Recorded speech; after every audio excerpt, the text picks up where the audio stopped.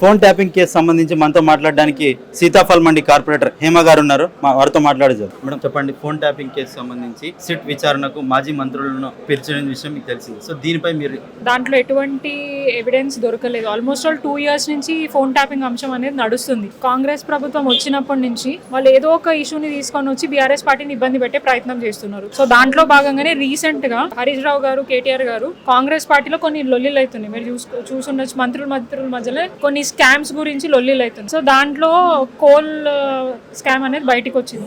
దాన్ని హరీష్ రావు గారు ఎక్స్పోజ్ చేసి దానిని ఖచ్చితంగా సిబిఐ ఎంక్వైరీ చేయాలి అది ఇదని మా party working president Harish Rao గారు డిమాండ్ చేస్తే వారు ఏం చేశారంటే సిట్టు విచారణతోని వారికి నోటీస్ ఇవ్వడం జరిగింది. హైకోర్టు, సుప్రీంకోర్టు దాన్ని కొట్టేస్తే వీళ్ళేమో మళ్ళీ ఆ పేరుతోనే ఇబ్బంది పెట్టే ప్రయత్నం చేస్తారు. ఎంత ఇబ్బంది పెట్టినా ఏం చేసినా అల్టిమేట్గా మేము వాళ్ళని అడిగేది అడుగుతాం, వాళ్ళని ప్రశ్నించేది ప్రశ్నిస్తాం, ప్రజలకు పోయి చెమటలు మేము వాళ్ళని పట్టిస్తాం. వాళ్ళు మమ్మల్ని ఇది చేయడం కాదు, అక్రమ కేసులు పెట్టడం కాదు.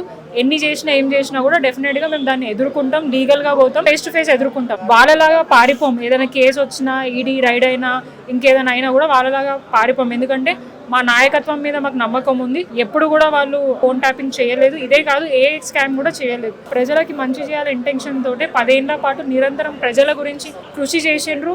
తెలంగాణని ఒక నెంబర్ 1 రాష్ట్రంగా పెట్టడానికి నిరంతరం కష్టపడ్డారే తప్ప ఎక్కడ కూడా తెలంగాణ ఖ్యాతిని, పేరుని తగ్గించే విధంగా బీఆర్ఎస్ పార్టీ పనిచేయాలి. కానీ 2 years నుంచి మీరు చూసుకోండి రేవంత్ రెడ్డి గారి ప్రభుత్వం ఎట్లా పనిచేస్తుంది.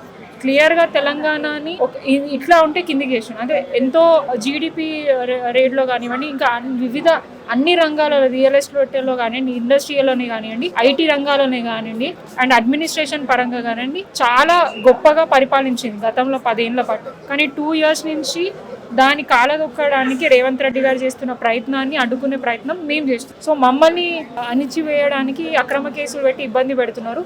దేనికైనా కూడా మేము ఎదుర్కొని వాళ్ళని సమాధానం చెప్పడానికి అయితే సిద్ధంగా ఉన్నాం. కాంగ్రెస్ ప్రభుత్వం ఏం చెప్తుందంటే గత ప్రభుత్వంలో రాజకీయ ప్రతిపక్షాల నేతలపైన కాదు, సొంత పార్టీ నేతలపైన మరియు కుటుంబాల్లో ఉన్నటువంటి వ్యక్తులపైన కూడా ఫోన్ ట్యాపింగ్ చేశారు. అందుకే కవిత గారు ఇలాంటివన్నీ జరుగుతున్నాయని చెప్పేసి వారు దూరంగా ఉన్నారని చెప్పేసి కాంగ్రెస్ ప్రభుత్వం ఆరోపిస్తుంది. దీన్ని మీరు ఎలా చూస్తారు? ఇప్పుడు కూడా కాంగ్రెస్ పార్టీకి సంబంధించిన నాయకులు డైరెక్ట్ గా మీడియా పరంగా చెప్తున్నారు, మా ఫోన్లు కూడా ట్యాప్ అవుతున్నాం, మేము ఇప్పుడు జాగ్రత్తగా ఉండాలని చెప్పేసి. మీరు చూసుకోండి, కొంతమంది మినిస్టర్లు కూడా మాట్లాడడం జరిగింది. మరి ఇప్పుడు బీఆర్ఎస్ లేదు కదా అధికారం, మరి ఫోన్ ట్యాపింగ్ ఎట్లా అవుతున్నాయి? చాలా మంది రిప్రజెంటేటివ్స్ వాళ్ళ ఫోన్ హ్యాక్ అయిందని చెప్పారు. మరి ఎవరు చేస్తున్నారా హ్యాకింగ్?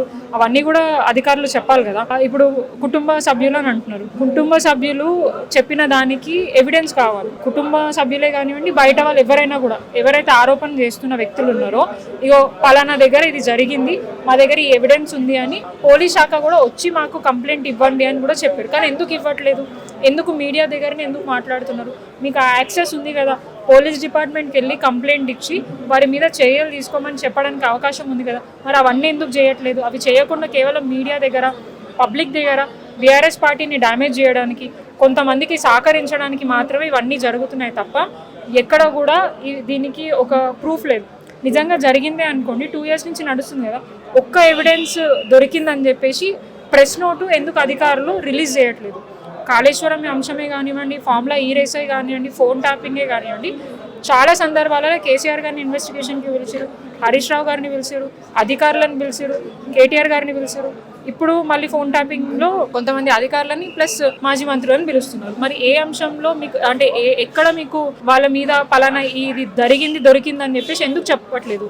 అధికారులు చెప్పినంత వరకు దానికి ఎటువంటి ఆధారాలను లేని ఆరోపణలు మాత్రమే కానీ దానికి ఎక్కడ కూడా వ్యాలిడిటీ ఉండదు. అది కుటుంబ సభ్యులైనా, బయట వాళ్ళైనా, ఇంటోళ్ళైనా, ఇంకెవరైనా. అది ఎప్పుడైతే వాళ్ళు, ఎందుకంటే ఇన్వెస్టిగేషన్ నడుస్తుంది, మనం ఒక కంక్లూజన్కి ఇప్పుడే రాలేము. ఇన్వెస్టిగేషన్ అయిన తర్వాత కోర్టు పరిధిలోకి వెళ్ళి కోర్టు దాన్ని డిసైడ్ చేస్తుంది. అప్పుడు దాకా ఎవరు కూడా దాన్ని చెప్పడానికి లేదు. అండ్ మేము కూడా చాలా ఆరోపణలు చేస్తున్నాం. ఇప్పుడు కోల్ స్కామే కానివ్వండి, సిబిఐ ఎంక్వైరీ చేయాలి. ఎందుకు సెంట్రల్ బీజేపీ నాయకులు కాంగుంటున్నారు? సెంట్రల్ మంత్రి కిషన్ రెడ్డి గారైనా, బండి సంజయ్ గారైనా యూనియన్ హోమ్ శాఖ మినిస్టర్ కదా, మరి ఆయన ఎందుకు చర్యలు తీసుకోవట్లేదు? ఎవరిని కాపాడే ప్రయత్నం చేస్తున్నారు?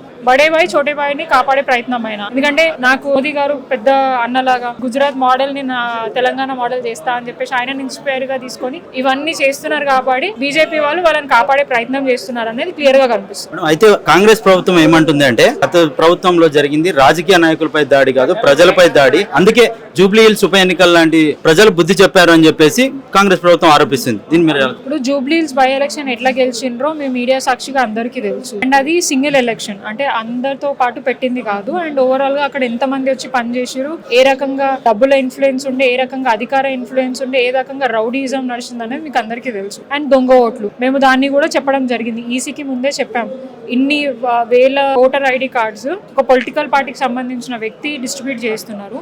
అండ్ మేము స్వయంగా కంప్లైంట్ ఈసీకి ఇచ్చాము.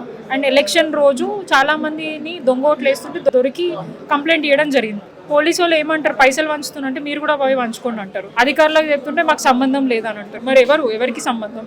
ఇన్ కేస్ మీ అంతటా మీరే చేసుకోవాలంటే అంతగానం ప్రజా డబ్బు వేస్ట్ చేయడం ఎందుకు? డైరెక్ట్ గా చేసుకునేది ఉండే కదా ఎన్నికలు, అంటే ఎలక్షన్ కమిషన్ లేకుండా ప్రభుత్వమే డైరెక్ట్ గా ఉండేటట్టు చేసుకున్నాం. ఎలక్షన్ కమిషన్ కూడా అల్టిమేట్ గా సపోర్ట్ అంతా కాంగ్రెస్ పార్టీకి చేసింది, బీఆర్ఎస్ ని ఇబ్బంది పెట్టే ప్రయత్నం చేసింది. జూబ్లీ హిల్స్ లో దొంగోట్లతో గెలిచిండు, కంటోన్మెంట్ లో డబ్బులు ఇచ్చి గెలిచిండు.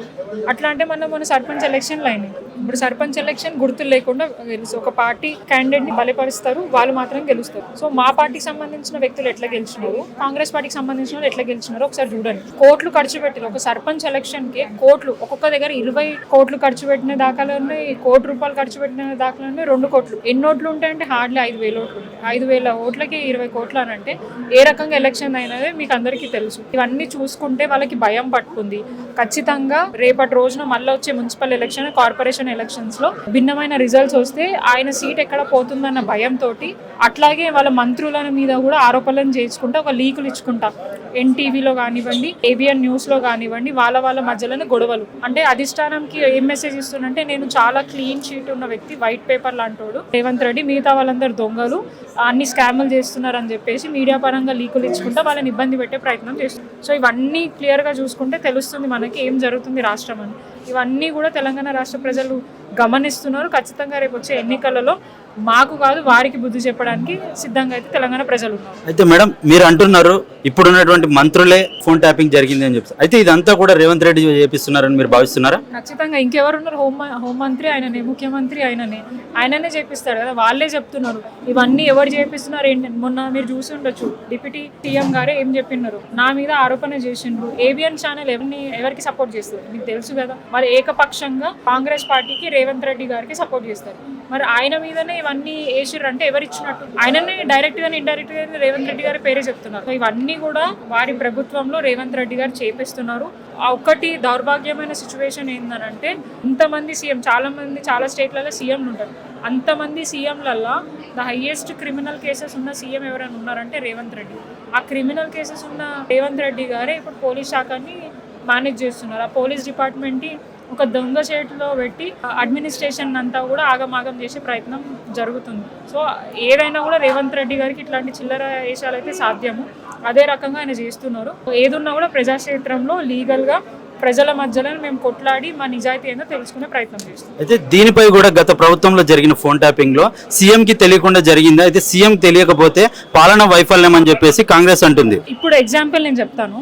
రేవంత్ రెడ్డి గారు ముఖ్యమంత్రి, హోమ్ మినిస్టర్ కూడా. ఇప్పుడు రాష్ట్రంలో ఏదైనా సెన్సిటివ్ ఇష్యూస్ జరుగుతాయి, రాష్ట్రంలో ఇక్కడ ఇట్లా జరుగుతుంది అని చెప్పేసి ఏమైనా ఇష్యూస్ అయినప్పుడు పోలీస్ శాఖ వాళ్ళు ఫోకస్ చేస్తారు, సస్పెక్ట్ చేస్తారు. సో ఇట్లా జరుగుతుంది సార్, ఇట్లా ఏం చేయమంటారు అని అంటే లా అండ్ ఆర్డర్కి వీళ్ళకి మాత్రమే తెలుసు. రేవంత్ రెడ్డి గారికి అవగాహన ఉండదు, ముఖ్యమంత్రి గారికి అవగాహన ఉండదు. ఎగ్జాంపుల్ చెప్తున్నా, ఆ చైర్లో కూర్చున్న వాళ్ళకి లా అండ్ ఆర్డర్ ఎట్లుంటుంది ఏంటిదనే తెలియదు, ఓన్లీ అక్కడ ఉన్న అధికారులకు మాత్రమే తెలుసు. ఒక రిపోర్ట్ వాళ్ళకి పెట్టినప్పుడు ఆ ప్రొసీజర్ ఏముందో ఆ ప్రొసీజర్ ఫాలో అవుతూ మీరు తీసుకోవాల్సిన చర్యలు తీసుకోండి అని అంటారు. అంతే తప్ప ఒక వ్యక్తి ఫోన్లు విని నాకు చెప్పండి, దాని ద్వారా నాకు పార్టీకి ఏదో లాభం అవుతుంది, నాకేవో డబ్బులు వస్తాయని చిల్లర పనులు ఎప్పుడు కూడా బీఆర్ఎస్ పార్టీ చేయలేదు. అండ్ కేసీఆర్ గారు ఎప్పుడు కూడా ఇట్లాంటి వాటిని ఎంకరేజ్ చేయరు. అండ్ ఇప్పుడు టెక్నాలజీ పెరిగిందండి, ఏ జనరేషన్లో ఉన్నాం. ఇప్పుడు మీరు నేను మాట్లాడుతున్నాను అంటే ఇప్పుడు నా ఇమేజ్ కూడా తీసేసి వేరే వాళ్ళని సమంత మాట్లాడుతున్నట్టు కూడా పెట్టే పరిస్థితి వచ్చింది. అంటే అట్లా వాడుకుంటున్నారు టెక్నాలజీని, అంత విధంగా వాడుకుంటున్నారు కాబట్టి సో ఏవైనా చేసే పరిస్థితుల్లో ఉన్నాం. చాలా మ్యానిపులేషన్స్ జరుగుతాయి, చాలా హ్యాకింగ్స్ జరుగుతాయి. సో ఆ సైబర్ క్రైమ్స్ ని అటాక్ అంటే కంట్రోల్ చేసే ప్రయత్నం పోలీస్ శాఖ ఫోకస్ చేయకుండా ఇట్లాంటి గ్రౌండ్ లో తిరిగి చిల్లర వేషాలు వేస్తుంది, అక్రమ కేసులు అమాయకుల మీద పెట్టి ఇబ్బంది పెట్టే ప్రయత్నం చేస్తుంది. సో ఖచ్చితంగా లీగల్ గా మేము ఎదుర్కొంటాం. ఆల్రెడీ కోర్టు నుంచి, సుప్రీంకోర్టు, హైకోర్టు నుంచి దీంట్లో వీళ్ళకి సంబంధం లేదు, మీరు వీళ్ళని ఇబ్బంది పెట్టదని క్లీన్ చిట్ ఇచ్చినా కూడా వాళ్ళు ఇబ్బంది పెడుతున్నారు. ఏం చేసినా కూడా నష్టం మాకు కాదు, వాళ్ళకే అవుతుంది.